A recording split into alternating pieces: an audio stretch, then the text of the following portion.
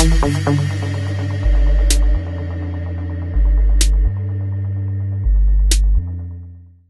it's Mike Spinelli, and this is Drive Central, where you'll find out what's happening on Drive this week. And I'm here with the Italian-American Jack Russell Terrier of auto racing, Leo Parente. So Jack Russell is canine for smartass? Yes, the smartass of the dog world. And why we're here with Leo is that we're going to be talking about later on a little project we're working on here at Drive, a live broadcast about F1. Yep, we'll talk about that at the end, but coming soon. Yes, coming soon. Also, wanted to let you know that @Drive is our new Twitter handle.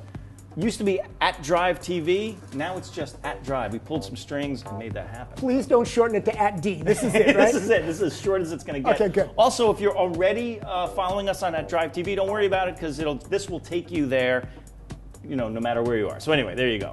But first, let's take a look at what Matt Farah is up to on this week's Tuned. Matt did a few laps around Willow Springs in a classic Dodge Challenger with a few modern tweaks. Let's take a look. Let's feel the power. Man, does that sound easy or what? Oh, I can already feel with the steering, the handling is going to be good. That's Tuned on Drive with Matt Farah every Monday. And this week on Live and Let Drive, Alex Roy continues his trip to find out if Detroit is really the new Berlin.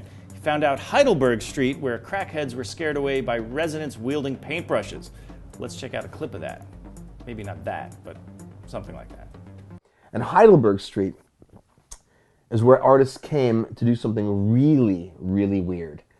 Concerned about violence, drug abuse, and sales, they began painting polka dots on houses and placing art on the sidewalk and attracting attention to these homes where criminals were doing business. So if you see a crackhead running through Detroit with a paintbrush sticking out of his ass, you'll know which direction he's coming from. Jackson Pollock! That's Live and Let Drive with Alex Roy every Tuesday. And what's that new Toyota Scion Subaru sports car thing called in Europe? It's the GT86.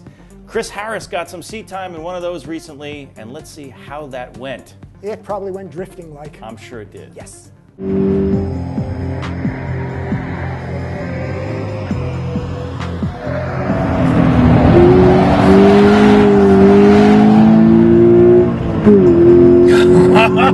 It's there, the suggestion is there. This is the car I have been waiting for. That's Chris Harris on Cars every Wednesday.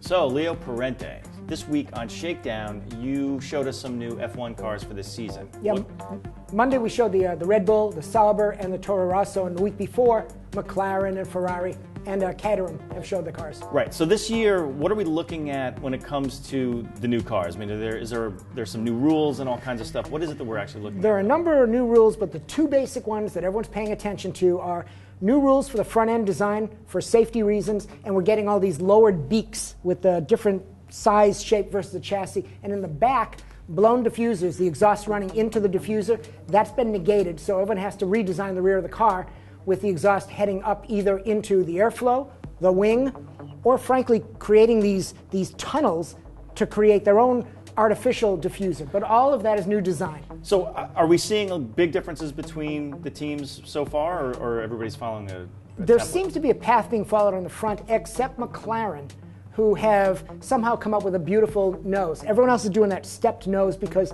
the chassis height has to be one height, 65 centimeters, and then you've got a 15 centimeter gap to lower it to 55 centimeters for the nose for safety reasons, but it's created this ugly look. So what do you think it means for actual racing? I mean, faster speeds? Are you're making any predictions yet, or are you just... Tough to predict. I don't think it's going to make a difference. I think it's all aesthetic.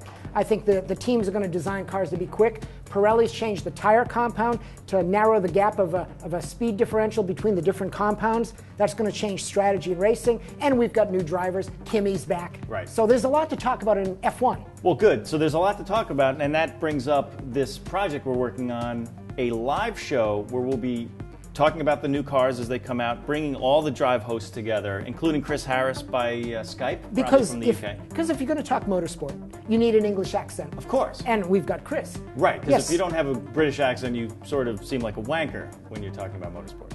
Well, I wouldn't go that far, but we need the accent. So Chris, so you, myself, JF, Alex Roy, we're all going to be available for some type of live chat. to listen to what you have to say, Yeah. field some questions. So viewers will be able to go on live chat, talk to us about it, ask you questions about the cars. Yeah, rather than type the comments and we respond, we can do this now live time. Exactly. We'll all be here. We'll start with F1 stories, but wherever the topics go, so be it. Cool. And so we'll let you know next week on Drive Central probably when this is happening. We're putting all the back end stuff together, and as soon as it's ready to go, we'll let you know. We will let you know. And we'll have a good time. Cool. And that's Drive Central for today. I will see you later, Leo. Good to see you always. Arf. Adios. Arf. Arf. Arf. Arf. Yeah, thanks.